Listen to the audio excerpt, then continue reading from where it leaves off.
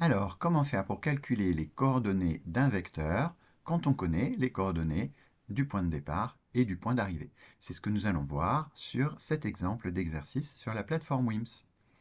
Donc, on est dans un repère, on a donc des points dont on va connaître les coordonnées. Le point de départ de notre vecteur, c'est le point R qui a pour coordonnées moins 3 et 7. Et le point d'arrivée de notre vecteur, c'est le point F qui a pour coordonnées 5 et 6. C'est donc bien les coordonnées du vecteur RF qu'on nous demande de calculer. Pour calculer ça, on va utiliser la formule qu'on a vue dans le cours. Alors, dans le cours, en fait, la formule qu'on a vue, elle était pour le vecteur AB. On a vu que si on voulait calculer un vecteur qui part du point A pour aller jusqu'au point B, on allait faire cette formule xb moins xa et yb moins ya. Ce qui veut dire qu'en fait, l'abscisse du vecteur, c'est le point d'arrivée moins le point de départ. C'est l'abscisse du point d'arrivée moins l'abscisse du point de départ. L'ordonnée du vecteur, c'est l'ordonnée du point d'arrivée moins l'ordonnée du point de départ.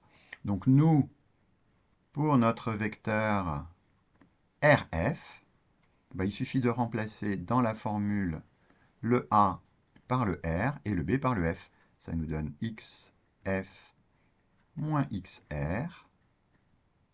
Et en deuxième coordonnée, YF moins YR. Alors on va rappeler ici ce que c'est que XR, YR, etc. XR, ici c'est moins 3, c'est l'abscisse, c'est-à-dire la première coordonnée du point R. YR, ça va être 7. XF, c'est 5. Et YF, c'est 6.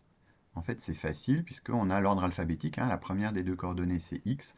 La deuxième des deux coordonnées, c'est Y. C'est comme dans l'ordre alphabétique. X vient avant Y. Il ne nous reste plus qu'à remplacer maintenant. Dans cette formule, je vais juste avoir à remplacer. J'essaye toujours de calculer les coordonnées du vecteur RF. Le XF par sa valeur, on l'a trouvé ici, c'était 5. Le XR par sa valeur, alors attention, la valeur de XR c'est moins 3. Donc on se retrouve avec du 5 moins moins 3. YF, c'est là-bas, c'est 6. Et YR, le point de départ, c'est 7. On va pouvoir terminer les calculs. 5 moins moins 3, ça fait plus 3. 5 plus 3, ça fait 8. 6 moins 7, ça fait moins 1. Donc les coordonnées de notre vecteur RF, c'est 8 en abscisse et moins 1 en ordonnée. On va remettre ça ici dans la réponse. 8 en abscisse et moins 1 en ordonnée. Et puis il ne nous reste plus qu'à soumettre la réponse à WIMS. Et il va nous dire qu'effectivement il est content. Il le met en vert. C'est la bonne réponse. Et c'est effectivement ce qui nous explique. C'est exactement ce qu'on vient de faire.